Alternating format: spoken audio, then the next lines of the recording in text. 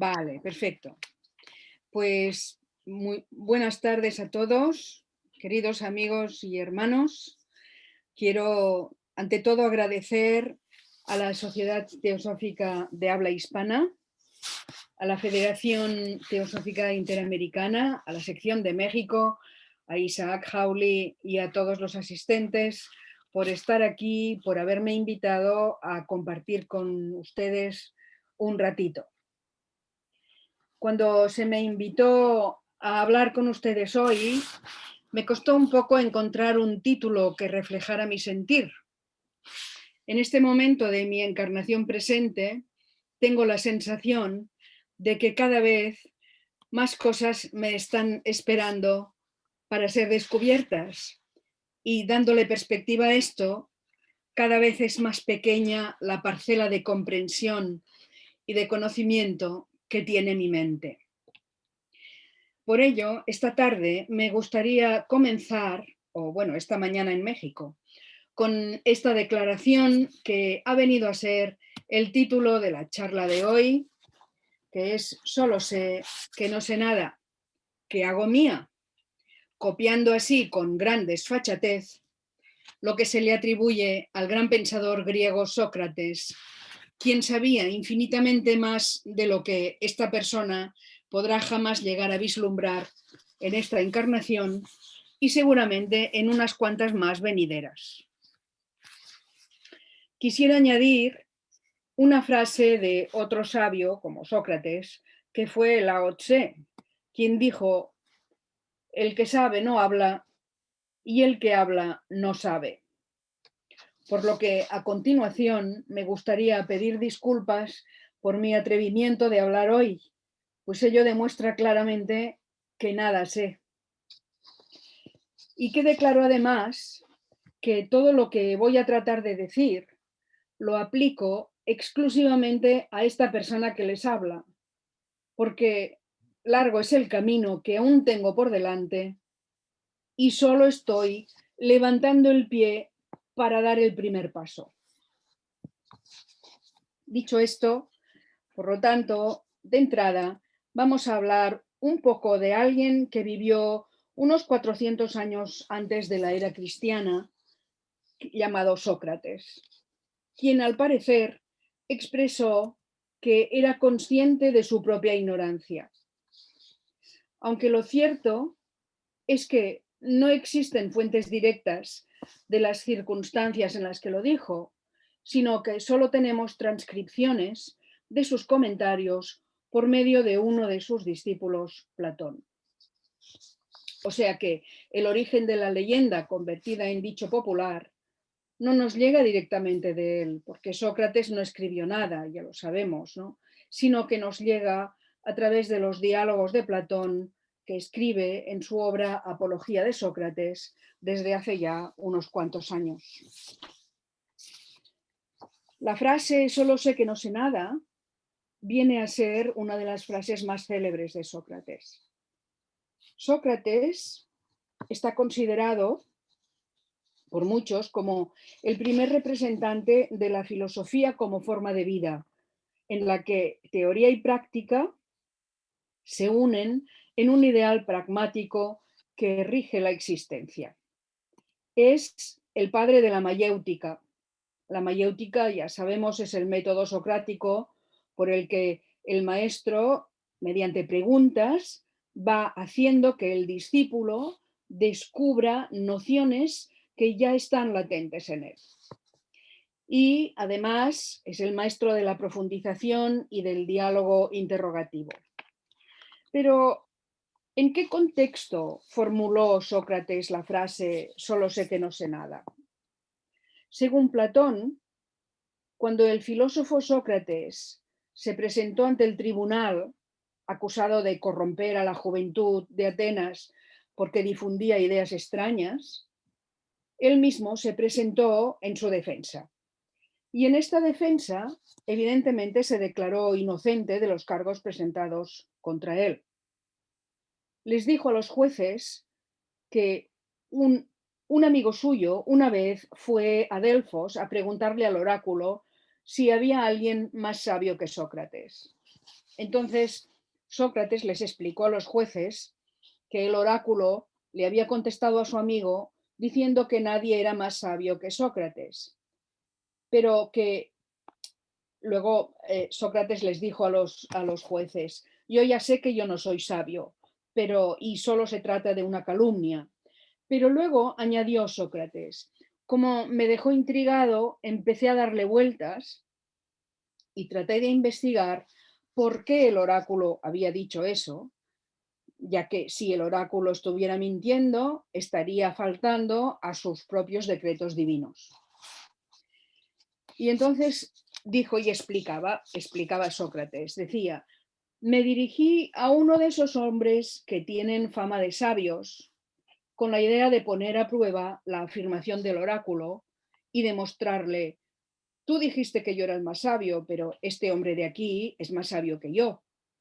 Así que puse a prueba, está hablando Sócrates, ¿vale? Es una cita, sacado de la apología de Sócrates. Puse a prueba al hombre, y entonces dice: no creo que sea importante su nombre, porque era uno de los políticos con los que tuve esta experiencia. Y dice Sócrates: mientras debatía con él, me quedó claro que este hombre parecía sabio a los ojos de muchos otros y sobre todo a los suyos propios, pero que no era en absoluto sabio. Y después traté de aclararle que él se creía sabio, pero que en realidad no lo era. La consecuencia de esto fue que llegó a odiarme, al igual que muchos de los otros que estaban presentes en ese momento. Y continúa explicando Sócrates: mientras me iba, pensé que yo era más sabio que ese hombre. Al fin y al cabo, puede que ninguno de los dos sepamos nada de nada, pero él creía que sí que sabía, cuando en realidad no era así. Yo sé tan poco como él, pero no me imagino que lo sé, por lo tanto sé más que él, ¿no? En este pequeño grado soy, en todo caso, más sabio que él, porque al menos no me imagino que sé lo que no sé. Luego, dice Sócrates, continúa diciendo, luego acudí a otra persona, alguien que se suponía aún más sabia que la primera, y de nuevo llegué a la misma conclusión. Y ahora también este hombre y muchos otros comenzaron a odiarme. Después me dirigí a todos ellos, donde para mi gran tristeza y asombro me di cuenta de que estaba haciendo enemigos. Sin embargo, a pesar de ello, me pareció necesario poner la declaración del Dios por encima de todo. En mi búsqueda por descubrir el significado del oráculo, necesitaba acudir a todos aquellos que parecían saber algo. Y, por Dios, señores, debo decir la verdad, mi experiencia fue esta. Me quedó claro que aquellos que eran más famosos por su sabiduría eran los que más carecían de ella, pero que otros que eran menos conocidos por su sabiduría, en cuanto a su perspicacia, eran personas más capaces. Bueno, hasta aquí la cita de la apología, es el 21a y el 22a. En esta apología de Sócrates, Platón hace una clara distinción entre sabiduría y conocimiento. Demuestra que pueden surgir grandes diferencias en el conocimiento, al describir cómo Sócrates parte de la idea de que no sabe nada en absoluto y que por lo tanto debe dirigirse a los que dicen saber algo. Su conocimiento, sin embargo, no podía satisfacerle, porque la esencia de lo que decían saber se les escapaba a todos estos que decían que sabían. La sabiduría que Sócrates buscaba no tenía nada que ver con lo que se podía observar desde el exterior. A él le interesaba lo que realmente era el objeto de la investigación. Él buscaba el núcleo de las cosas. Y los maestros a los que acudía sabían tan poco sobre el núcleo de las cosas como el propio Sócrates, es decir, nada en absoluto. Así que podía declararse con razón el hombre más sabio de Atenas, porque, por lo menos, él sabía que no sabía nada, mientras que los demás, que no sabían nada, opinaban que sí sabían algo. Esta noción es de especial importancia si se quiere lograr un pensamiento desvelado. La base para una visión clara de la vida es reconocer que a través de las observaciones puramente sensoriales experimentamos las cosas de tal manera que nunca podemos conocer su esencia. Desde el exterior no se puede llegar a conocer la esencia de las cosas. Todo conocimiento sobre el lado externo de las cosas es sencillamente un pseudoconocimiento. No obstante, este tipo de conocimiento sobre el lado manifestado también tiene valor, siempre y cuando uno se dé cuenta de que esta utilidad no se extiende más allá de los fenómenos externos. Si se quieren explicar estos fenómenos, es decir, si se quieren conocer sus causas, todo conocimiento sobre sus formas externas no solo es inútil, sino que a menudo es un impedimento bastante grande. La condición caótica en la que se encuentra el mundo actualmente está causada, sobre todo, por la ignorancia respecto a la esencia de las cosas. Todos los conflictos personales surgen de la falta de comprensión del prójimo. Las personalidades se enfrentan a las personalidades y la gente no se toma la molestia de entrar en la forma de pensar del otro.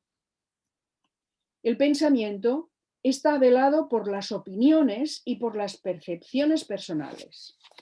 La gente no se da cuenta de que una palabra, una acción o un pensamiento que tiene un significado específico para una persona en particular puede tener un significado completamente distinto para otro. Así pues, el llamado método socrático es partir de la idea de que uno no sabe nada, es decir, uno está abierto a una verdad mayor. Y Sócrates es un maestro no maestro, que enseña sin enseñar. Su herramienta no es la afirmación, sino la pregunta. Su saber es la ignorancia, una ignorancia activa que permite cuestionarlo y repensarlo todo. La conclusión es que es más valioso buscar que encontrar. La búsqueda de conceptos, de la esencia de todo, es el verdadero viaje del pensamiento. Por otro lado, si tenemos en cuenta un aspecto un poco más trascendente, y si atendemos a lo que los pensadores dicen, vemos que en épocas remotas, por ejemplo en la Edad Media, el ser humano vivía bajo el signo de la religión. El hombre no era nada y Dios lo era todo. Y actualmente el mundo ha prescindido de Dios, lo ha matado y en su lugar ha puesto al hombre. El hombre, el ser humano, su verdad esencial, su directa responsabilidad frente al presente y al inmediato futuro, parece que es lo que realmente cuenta como complemento y coronación de la nueva civilización que requiere que el hombre se conozca psicológicamente y también espiritualmente. Requiere que despertemos y que actualicemos en lo más profundo de nosotros mismos aquella fuerza motora cósmica que es la realidad inmutable en el universo. Y que una vez en posesión de ella, tomemos en nuestras manos las riendas de nuestra vida y de nuestro destino, y con ello la vida, y el destino de la colectividad.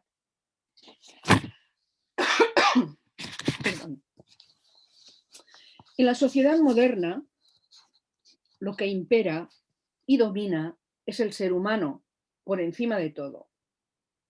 considerado este como el rey de la creación. Y su conclusión es que el futuro del hombre depende del hombre. Se concibe el futuro idealista y progresivo, pero siempre dependiendo del esfuerzo y de la inteligencia humana. A mi modo de ver, en general, se carece del conocimiento oculto de la ley del karma y de reencarnación, de la ley de causa y efecto, de la ley de armonía entre el alma y el cuerpo, entre el espíritu y la materia, entre lo eterno y lo temporal. Es decir, está generalizada la creencia en la evolución, pero se la limita únicamente a la evolución de lo material, la evolución de la forma, del cuerpo, de lo externo, como suprema realidad. Y aunque los gobiernos hablen de hermandad, hablen de fraternidad, de derechos humanos, todavía domina en ellos el enorme peso del pasado, que se basaba en la razón de la fuerza y no en la fuerza de la razón, así como en las razones de Estado por las que se atropellaba y se sigue atropellando aún, sin miramiento alguno, porque según el pasado, el fin o la razón de Estado justifica siempre los medios.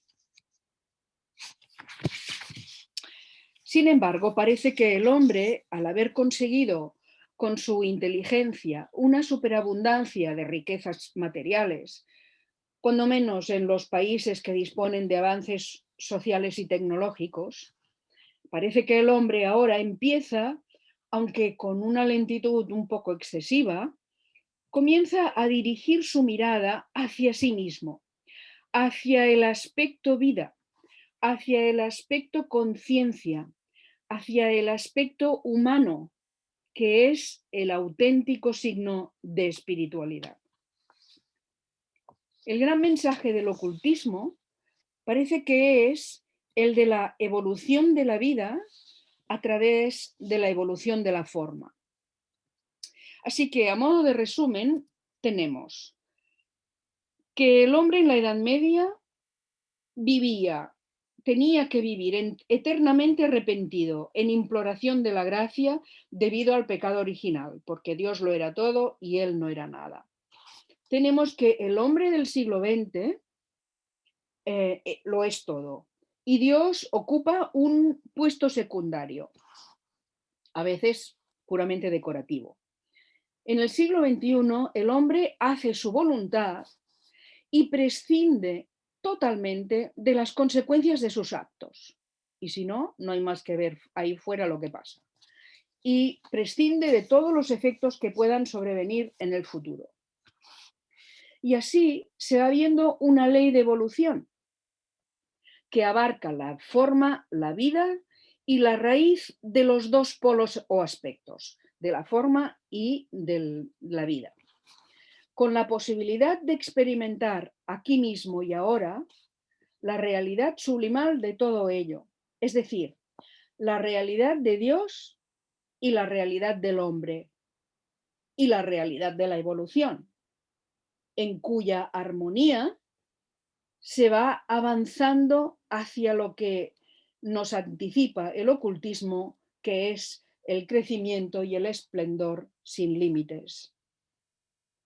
Por lo tanto, ahora, por primera vez en la historia de la humanidad, cuerpo, alma y evolución, Dios, naturaleza y hombre, van a reconocerse como partes integrantes de una unidad absoluta, cuya necesidad, según el proemio de la doctrina secreta, es la de manifestarse en periodos de actividad y reposo renovados o siempre nuevos en cada una de sus manifestaciones.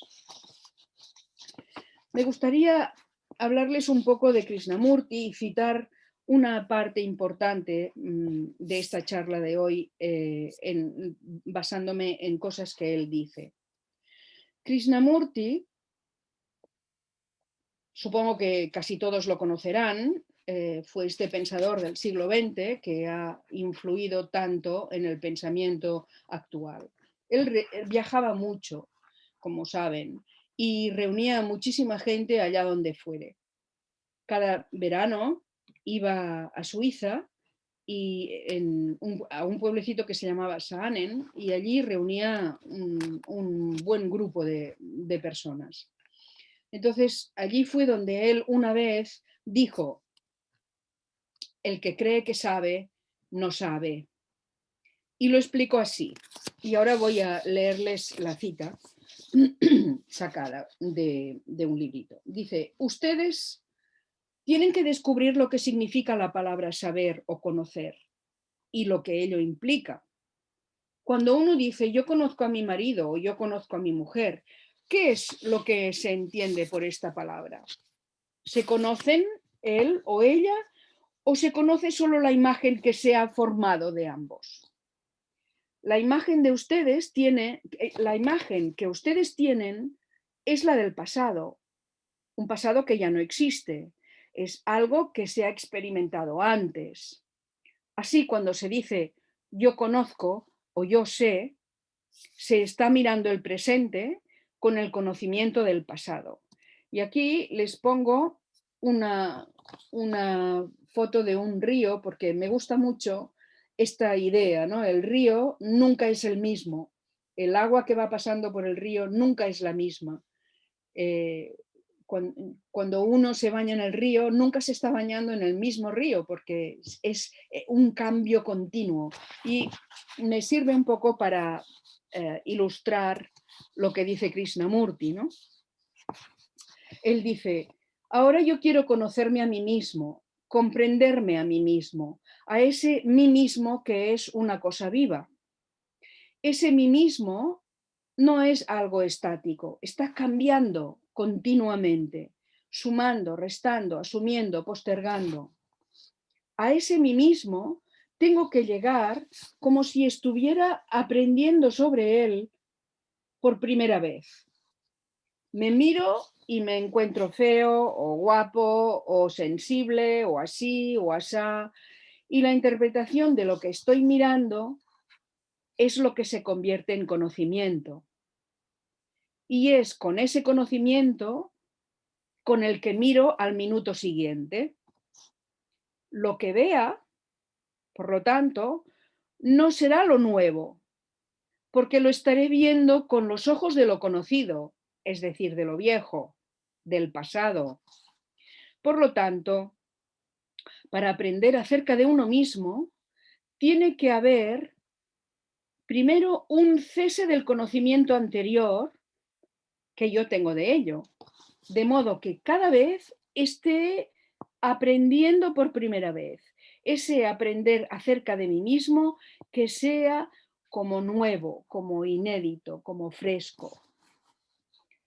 Por eso, dice él, el que dice que sabe, no sabe. El hombre que afirma yo he experimentado a Dios, yo sé lo que significa estar iluminado, es lo mismo como si dijera, bueno, yo sé cómo se va a la estación porque hay un camino, la estación siempre está en el mismo sitio y es una cosa repetitiva. Hay muchos caminos que llevan a la estación y hay muchos gurús para ese camino. Y todos ellos dicen, nosotros sabemos, nosotros hemos experimentado. ¿Y eso qué significa? Significa que han conocido algo y se aferran a ese algo que se ha experimentado en el pasado, pero que ahora ya está muerto. Él también, Krishnamurti, también dice, no hay senderos hacia la verdad, porque la verdad es una cosa viva, no es una cosa fija, estática o muerta. Y pregunta, ¿ustedes son algo estático? ¿Acaso no están cambiando día a día para ser mejores o peores? Decir yo conozco o yo sé es gratuito, es una especie de consuelo o de seguridad para uno mismo. Cuando uno comprende esta sola cuestión completamente, ha comprendido muchísimas cosas. Desconfíen, nos dice Krishnamurti, desconfíen de quien les diga yo sé, yo os conduciré hacia la iluminación y todas esas cosas. Un ser así vive en el pasado, porque la verdad es un estado que está más allá del tiempo y a través del tiempo no puede llegarse a ella. Todo conocimiento pertenece al tiempo, pertenece al pasado. Por lo tanto, todo el conocimiento que se va adquiriendo cada día ha de morir para que a la mañana siguiente esté fresco y renovado. Una mente así nunca dice yo sé, porque está siempre floreciendo y se encuentra siempre renovada. Esto es lo que decía Krishnamurti, que es mucho para ir pensando y reflexionando. Hay una recopilación de los diarios de Krishnamurti y en uno de ellos, en el volumen 9, hay un fragmento que pone no sé. Y les voy a leer, es cortito, son dos párrafos. Y dice Krishnamurti, si uno puede llegar realmente a ese estado en que dice no sé, ello indica un sentido extraordinario de humildad. No existe la arrogancia del conocimiento, ni la respuesta presuntuosa para causar impresión. Cuando uno dice de verdad no sé, lo cual muy pocos son capaces de decir, entonces en ese estado cesa todo temor, porque ha llegado a su fin todo sentido de reconocimiento, de búsqueda dentro de la memoria. Ya no hay más indagación en el campo de lo conocido. Entonces adviene eso que es extraordinario. Si usted ha seguido hasta aquí lo que he estado diciendo, no solo si lo ha seguido verbalmente, sino que en realidad lo ha estado experimentando, encontrará que cuando puede decir no sé, es que se ha detenido todo el condicionamiento. Y entonces, ¿cuál es ese estado de la mente?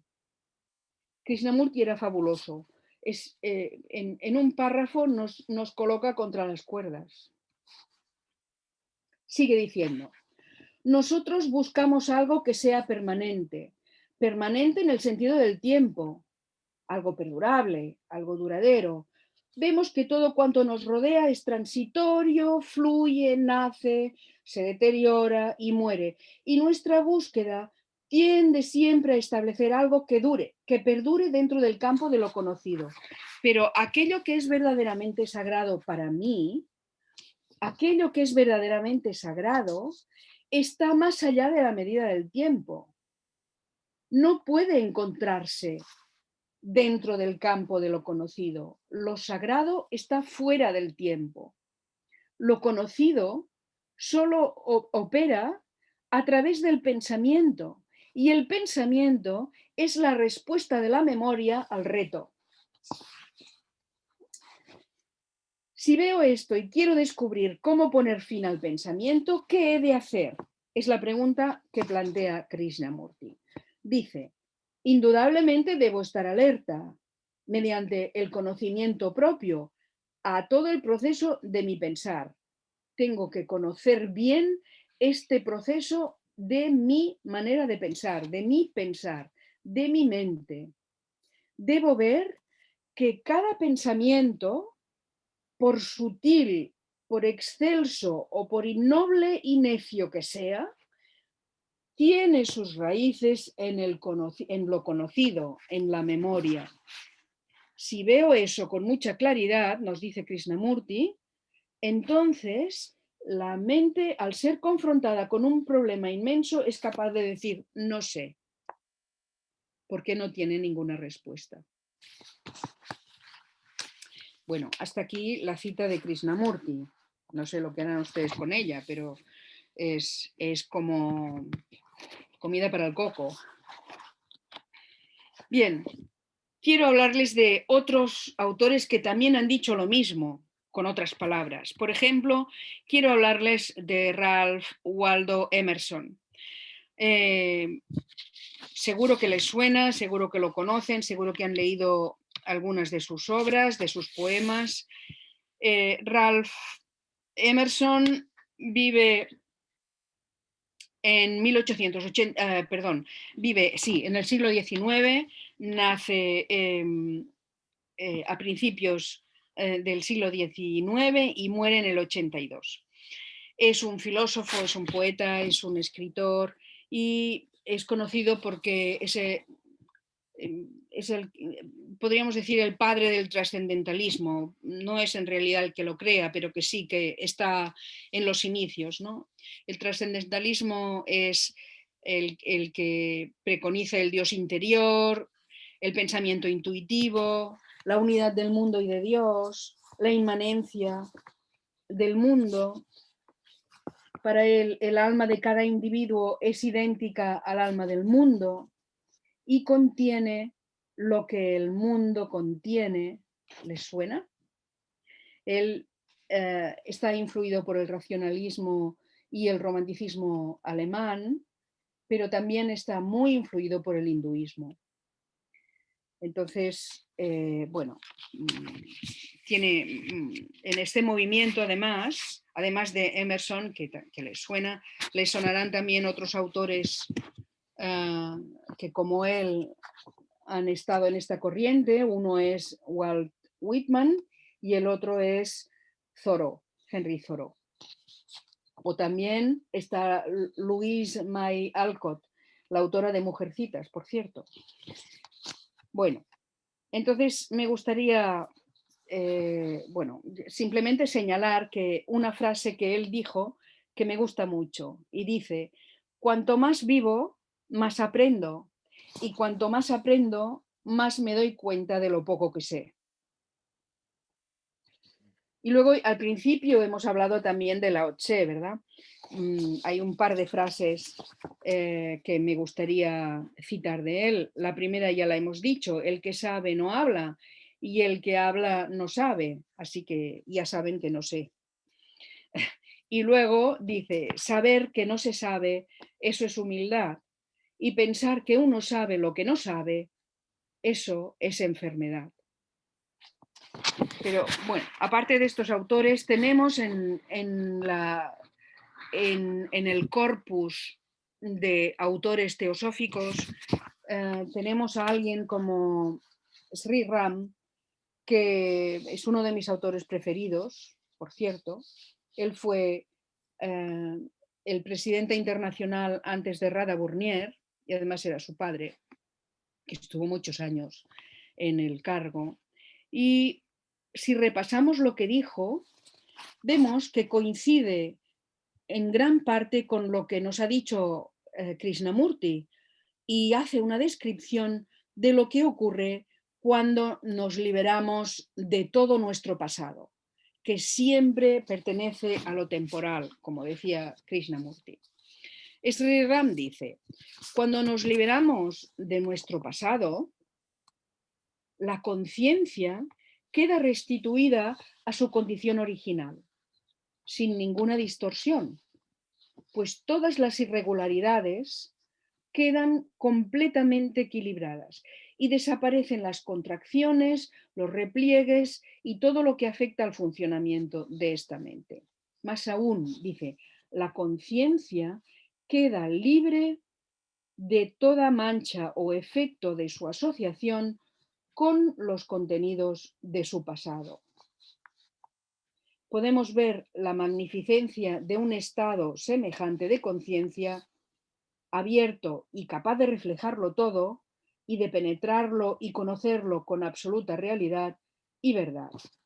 Una mente semejante que ha ampliado el centro de su ser a todo lo demás del universo es una mente pura capaz de reflejar la verdad.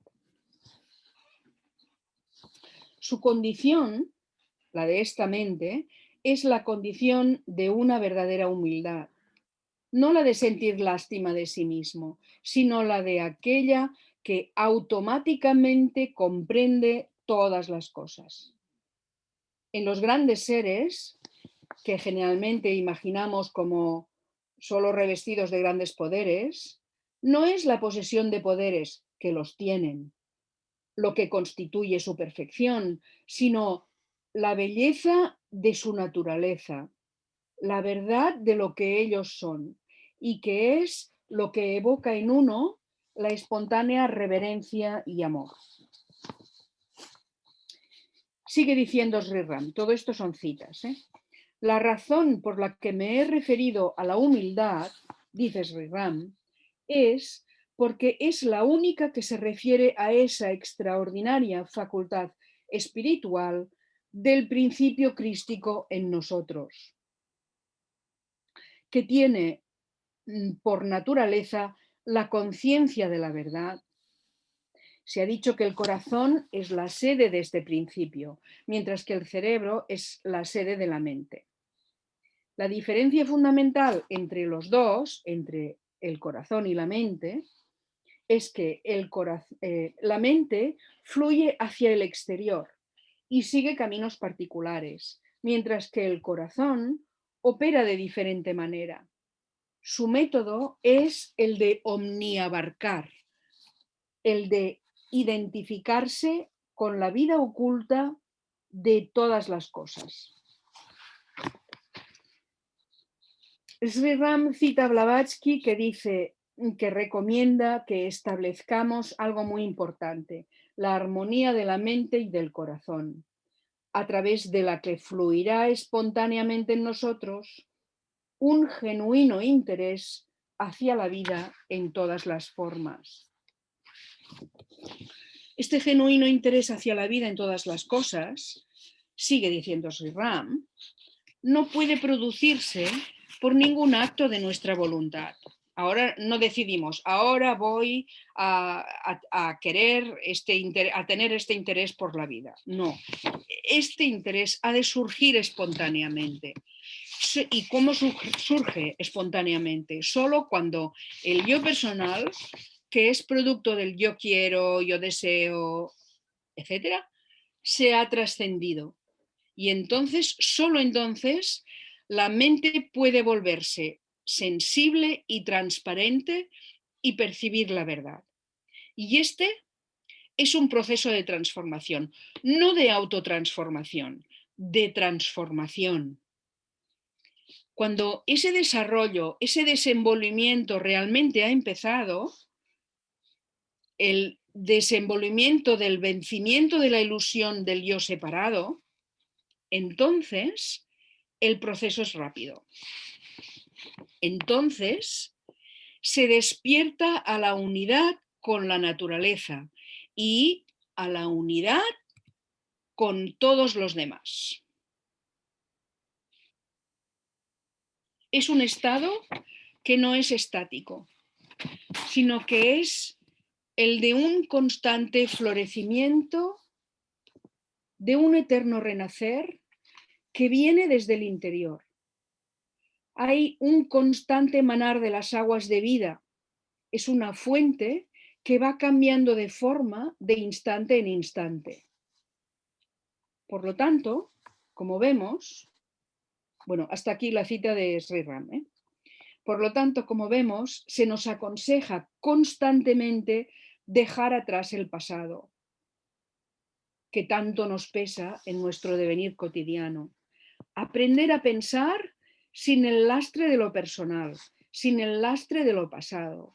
Y como algún autor teosófico dice, la primera necesidad de un estudiante es aprender a pensar. Aprender a pensar de modo que tomemos conciencia de lo que producimos constantemente con nuestra mente. Los pensamientos son seres vivos que una vez emitidos no pueden volver atrás. Tienen vida propia y buscarán alimentarse de otros pensamientos afines. Que tomemos conciencia de que nuestra conciencia no tiene una localización fija en nuestro cuerpo y de que el cerebro es simplemente la interfaz para la traducción de nuestros sentidos. Una vez seamos conscientes del origen de nuestros pensamientos, podemos decidir con cuáles pensamientos queremos contribuir a la atmósfera mental del planeta que nos rodea, porque todo lo que emitimos se queda ahí, flotando en esta atmósfera que rodea al planeta. Somos responsables de ello. ¿Cómo queremos contribuir a ello? ¿Con qué pensamientos? ¿Con qué vibraciones? Esta toma de conciencia es una manera de conocernos a nosotros mismos, de distinguir lo que queremos cambiar y lo que queremos potenciar en esta personalidad que ha de servirnos de instrumento para expresar a través de ella la esencia divina de nuestro yo superior, más radiante que el sol, el espíritu en nuestro interior, lo que en realidad somos. Cada uno de los grandes sabios en la historia de la humanidad, ya sea Gautama el Buda, Lao Tse, Shankaracharya, Jesús, Empédocles, Pitágoras, Apolonio de Tiana, cualquiera de ellos, todos han enseñado las mismas doctrinas fundamentales, que por lo tanto son idénticas. ¿Y cuál es la más común en todas ellas? Hombre, conócete a ti mismo, porque el autoconocimiento, el conocimiento del yo espiritual superior, es el camino de la sabiduría, de la comprensión, de la luz, de la paz, del poder. Y llega al hombre a través del olvido de sí mismo. No se pueden expresar los poderes universales, no se puede manifestar la divinidad dentro de uno si la mente y el corazón están restringidos y están aprisionados por los deseos personales. Se debe expandir la naturaleza y abrirla para dejar que la luz del sol del espíritu fluya en uno. Por lo tanto, el olvido de sí mismo, la impersonalidad, significan la obtención de sabiduría y de un poder grande y santo.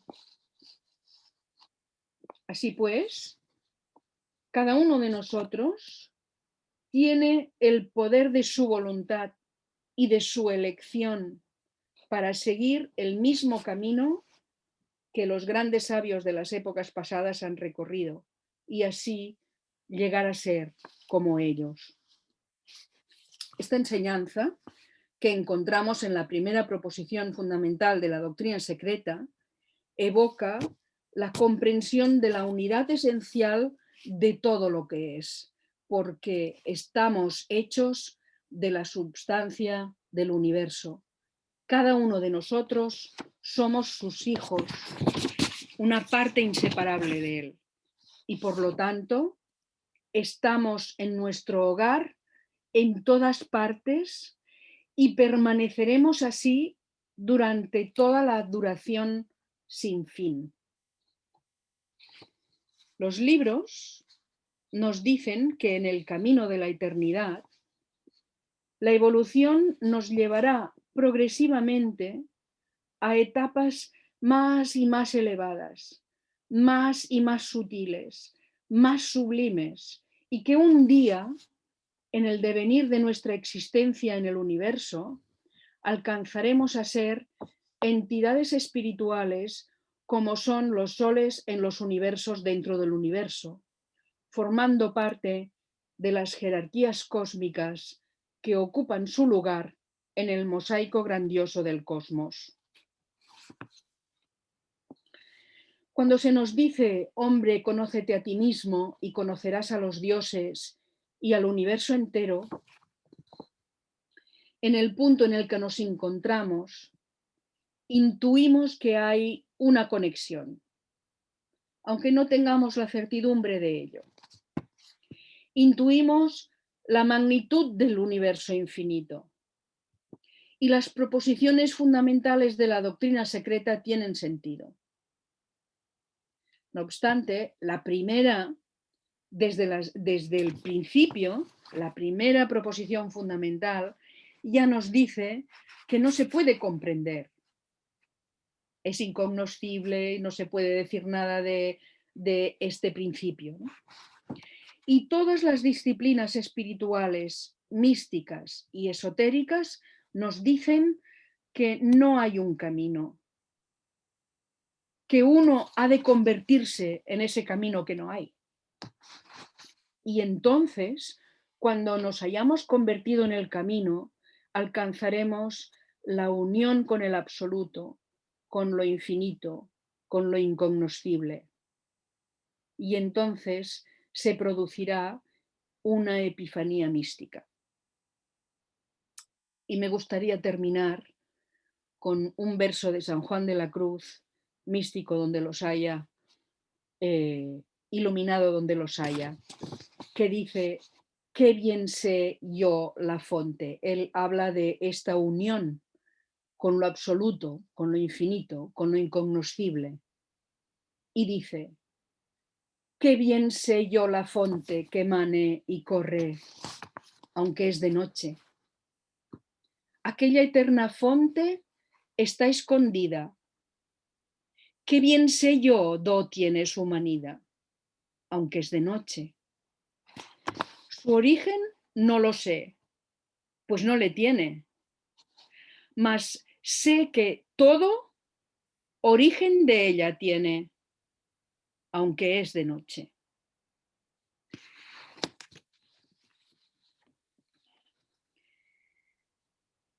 No me queda más que reconocer que todo lo que he dicho está en los libros. Está claro que no sé nada y por eso, en mi ignorancia, me atrevo a hablar de ello. Muchas gracias.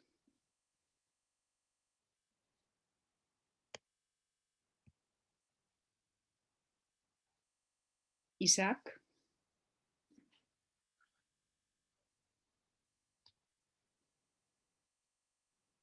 Se nos ha ido el jefe de Isaac. ¿Estás ahí?